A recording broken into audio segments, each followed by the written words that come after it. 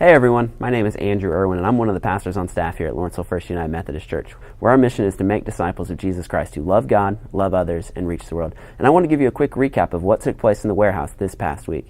For those of you who weren't able to join us, we had our first ever combined worship service where the 9:30 service combined with the 11 o'clock service for one time of modern worship in the warehouse. It happened at 11 o'clock and it was a great, awesome time. We had a wonderful experience and a great crowd came and participated. It was a standalone sermon, which is a little bit different for us. We're used to preaching in sermon series, and this gave me an opportunity to really seek God's will for this particular week in this time and place. And what I believe God was pressing upon me was a very simple, very direct message, and it was just this. There is a huge difference between being in church and being in Christ. We looked at 2 Corinthians chapter 5, verses 11 through 17, and those are powerful verses that talk about how when we are in Christ, the old is gone and the new has come.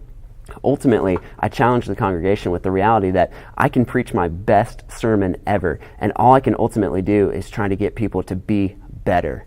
Because when you're in church, that's all you're trying to do is get better. But when you're in Christ, you don't just get better, you come alive. That's what we want to be about here in the warehouse. We're working on moving people from a room to a relationship. We want people to be committed to following Jesus wherever he would go. That's our hope and prayer for each and every person who steps foot in the warehouse. We can't wait for 2015 because we are convinced that the best is yet to come because God is moving and we get to be a part of it because we are in Christ.